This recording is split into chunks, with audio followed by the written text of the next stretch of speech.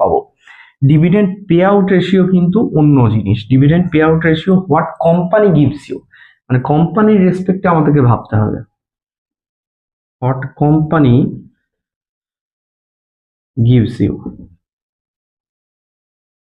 Dividend pay out. Dividend pay out কি? Dividend pay out হচ্ছে annual dividend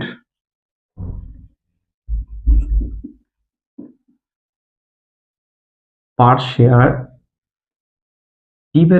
divided by EPS, অর্থাৎ কোম্পানির earning পার share যতটা, তার কতটা ডিভিডেন্ড হিসেবে দিচ্ছে।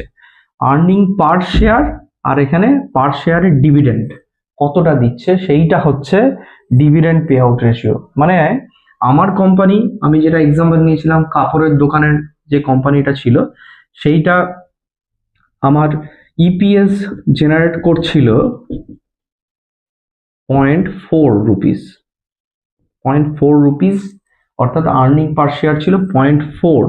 এবার আমি যদি 10 পয়সার ডিভিডেন্ড দিই অ্যানুয়ালি, তাহলে তখন কিন্তু 0.1 ডিভাইডেড বাই 0.4 ইন্টু 100%, মানে 1/4 ইন্টু 100%, তখন হবে 25% ডিভিডেন্ড ইল্ড।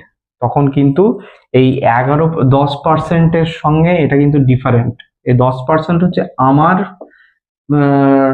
কতটা পেলাম আমার রিটার্ন, আর এই 25% হচ্ছে কোম্পানির যে প্রফিট, সেই প্রফিটের কতটা শেয়ার আমাকে সে দিল। এইটা হবে dividend pay out ratio. What company gives you, কোম্পানির যদি 100 টাকা প্রফিট করে থাকে, তার মধ্যে 25 টাকা কিন্তু সে আমাকে প্রফিট শেয়ার হিসেবে দিল।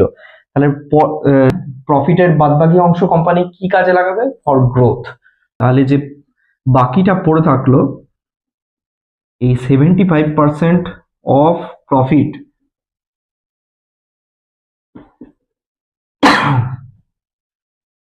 75% অফ প্রফিট, অর্থাৎ 75% অফ আমাদের ইপিএস 0.4, এইটা কিন্তু 75% অফ কোম্পানিজ প্রফিট কোম্পানি নিজের কাছে রেখে দিল ভবিষ্যতে এক্সপানশনের জন্য বা হয়তো ডেট রিডাকশনের জন্য।